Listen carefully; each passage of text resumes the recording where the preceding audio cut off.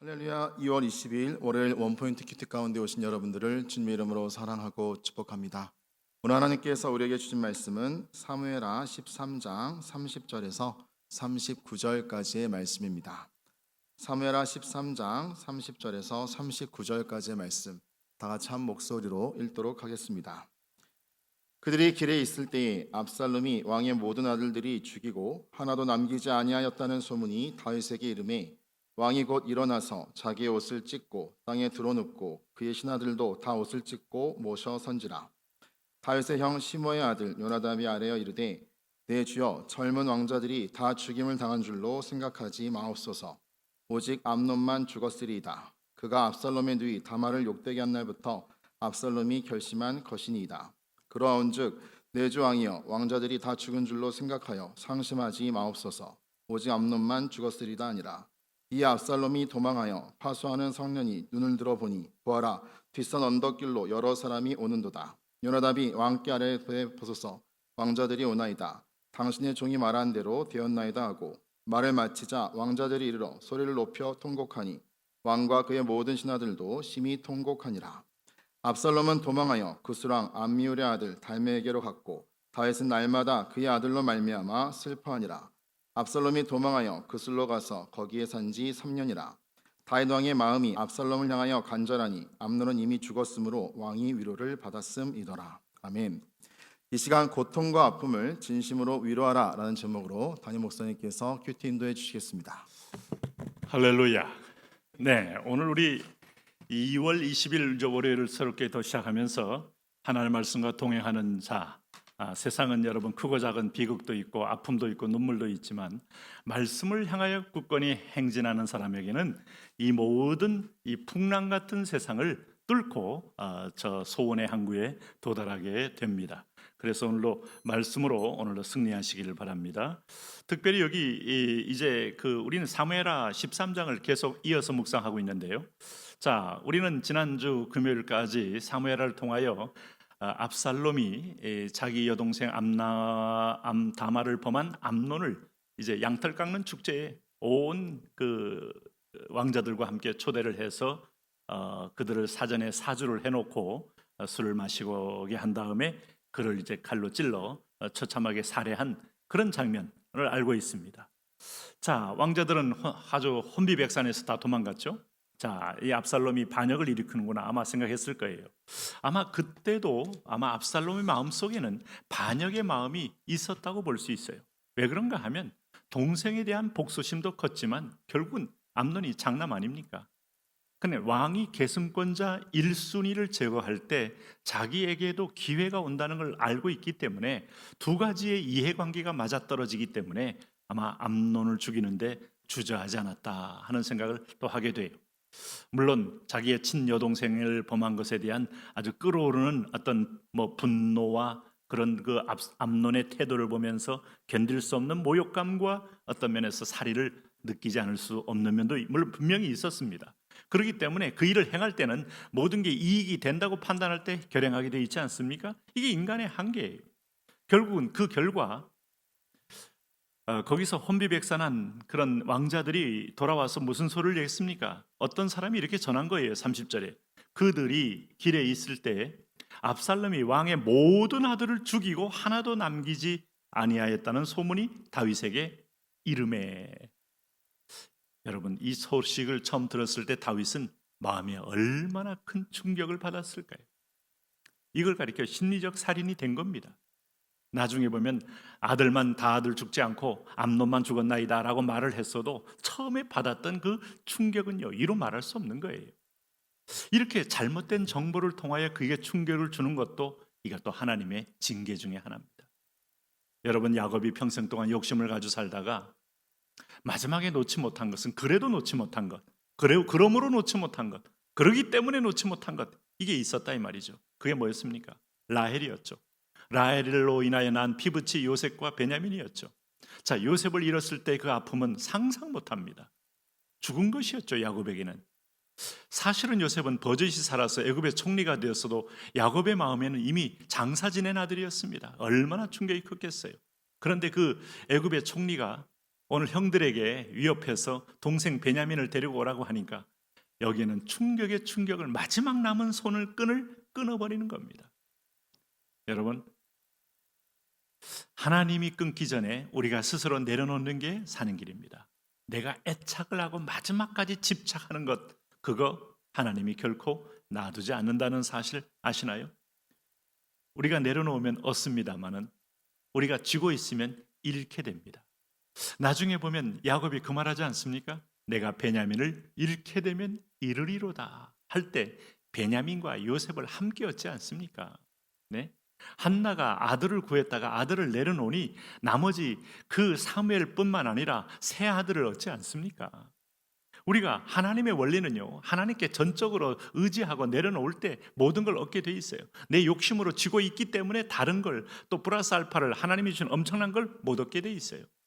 오늘 다윗은 이미 마지막 사랑했던 아들, 황자들, 이것 가지고 그가 새로운 내일을 꿈꿨을지 모르지만 이미 그가 우리아를 죽일 때에 이미 하나님 앞에서의 이 보응이 어떤 것인지를 그는 깨닫게 된 거죠. 이 나중에 보니까 왜 모든 아들들을 죽이고 하나도 남지 않았다. 미래가 싹 사라지고 흑암만 가득한 겁니다. 절망만 가득한 겁니다. 그러므로 31절에 보면 왕이 곧 일어나서 자기의 옷을 찢고 땅에 드러눕고 그의 신하들로 다 옷을 찢고 모셔 선지라. 온 왕궁이 순식간에 그야말로 재앙의 장례식장이 되어버린 거죠. 그런데 32절에 이제 실제의 얘기를 전해주는 사람이 등장해요.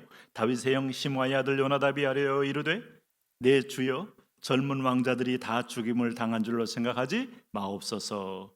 오직 암논만 죽었으리이다. 그가 압살롬의 누이 다말을 욕되게 한 날부터 압살롬이 결심한 것이니이다. 33절 그러한즉 내 주 왕이여 왕자들이 다 죽은 줄로 생각하여 상심하지 마옵소서. 오직 암논만 죽었으리이다 하니라. 이렇게 전달을 해준 겁니다. 이제 일순간에 여러분 이 비극의 한순간에 한숨과 다행이 터져 나오는 이 깊은 이 내면의 호흡이 이제 그야말로 폭발하는 모습을 볼 수 있죠.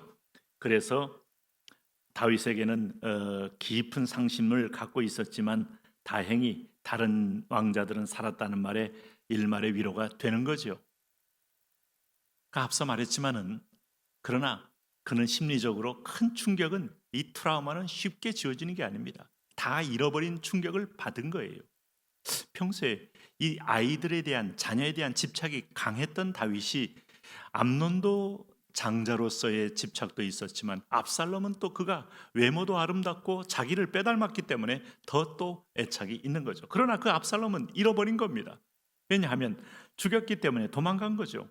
34절에 보니까 어디로 도망갔습니까?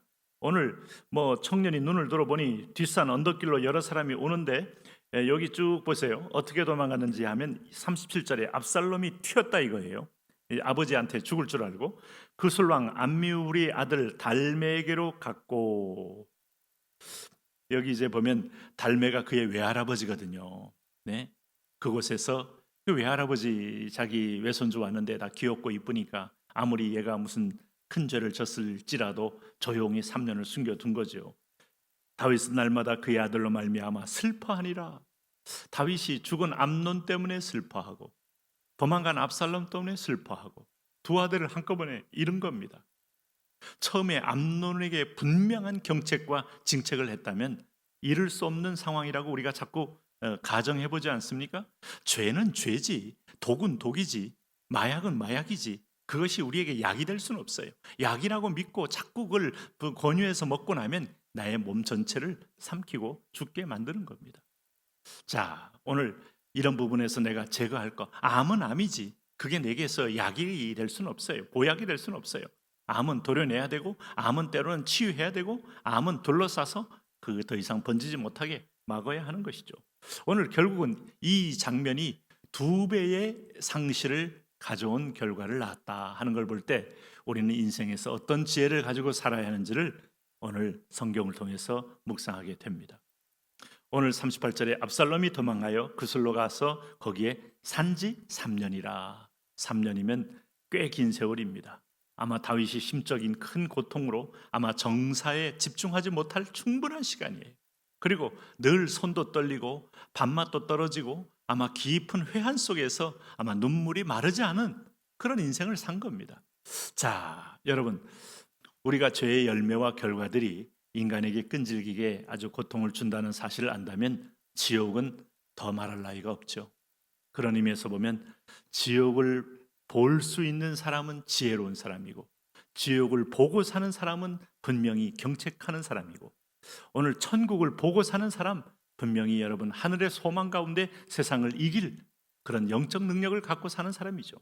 그게 안 보이면 우리는 다 땅의 것만 가지고 give and take, 당했으면 복수를 하는 것이고 복수를 했으면 또 다른 피해와 또 다른 참화가 몰려옴에도 불구하고 그거 계산하지 않고 우선 한순간에 눈에 어두워서 우리가 돈의 쾌락에 복수에 빠지는 것이 세상의 아들의 특징이다.